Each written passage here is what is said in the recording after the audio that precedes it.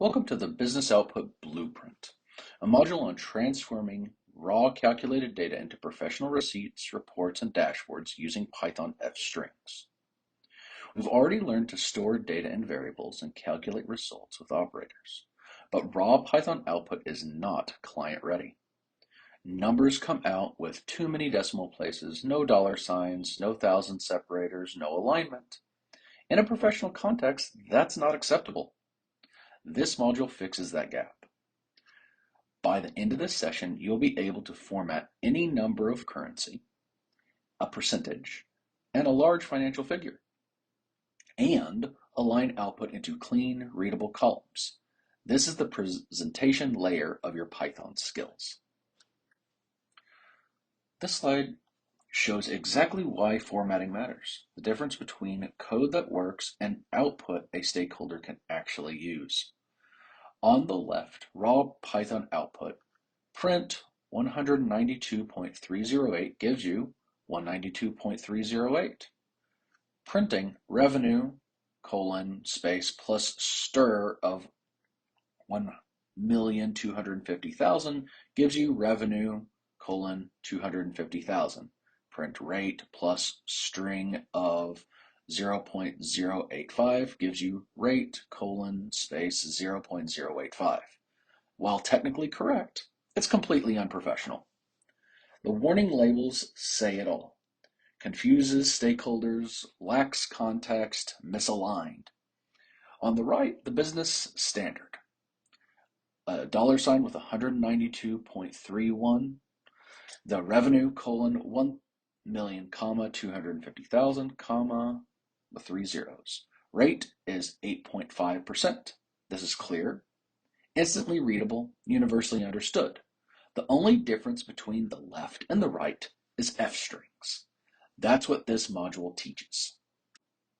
F strings are Python's built-in templating system for producing formatted output. This slide breaks down every component of the syntax. The F prefix, the activator, tells Python the string contains expressions to evaluate, not just literal text. Static text prints exactly as written. Variables go inside of the curly braces. After the variable name, a colon separates it from the format specifier. The rules for how that variable should be displayed. So in F total dollar sign, curly braces, total comma, dot to F and squiggly braces, the comma adds thousands separators, and the dot to F rounds to 2 decimal places. The rules at the bottom show the importance of one to memorize the variables, and expressions go inside of the braces, formatting the rules after the colon. Once you have that structure, every format specifier follows logically.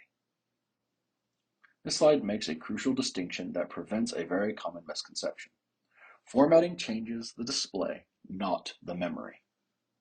When total is equal to 213.914 is stored in memory, it stays that way.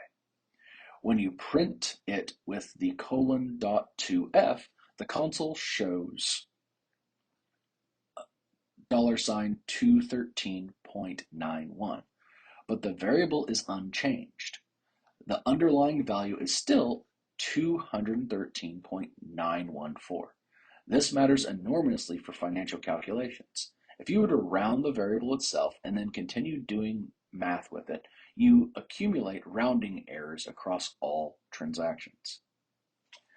The decimal toolkit shows 3 levels of precision.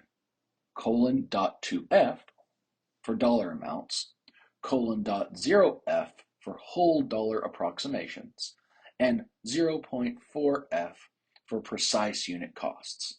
Each is appropriate in different contexts. The rule is to keep your stored values precise and format them only at the moment of printing. Thousand separators are one of the most impactful formatting changes you can make in financial output, and they're a single character in an F string. The comma specifier, comma, inserts commas at every thousandth place automatically. with no string manipulation needed. You can stack specifiers by combining them after the colon. So revenue colon comma dot 2F gives you a $1,250,050. Again, with commas between the millions and the thousands. The thousands separator and the two decimal places are together in this instance. There's one rule to remember when stacking. The comma must come before the decimal specifier. So the value colon comma dot 2F works, while value colon dot 2F comma does not. The order is comma first, then decimal precision. This combination is the standard accounting format for virtually all financial reports. The percentage specifier is a double duty formatter.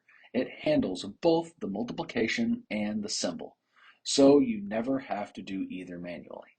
When you store a rate as a decimal, so such as 0.085 for 8.5%, and apply the colon dot 1% sign or mod, the Python multiplies by 100, rounds to the nearest decimal place, and appends the percent sign automatically. The output is 8.5% with no extra code. This is why rates should always be stored as raw decimals like 0.1, not as 10. Storing them as decimals keeps your arithmetic correct, and the percentage specifier handles the human readable presentation. This is a perfect example of the separation between data storage and data display. Store the rate as 0.8085. Format it as a percentage only when you print it. Column alignment is what separates a readable table from a wall of numbers. The F string handles it with a single character and a width value.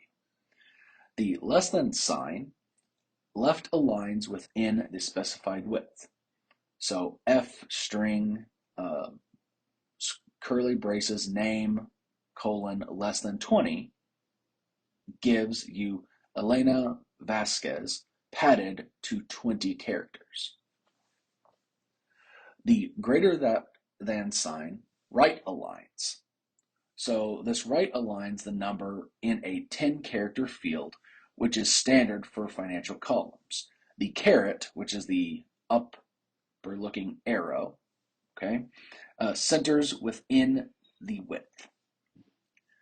You can combine alignment with other specifiers.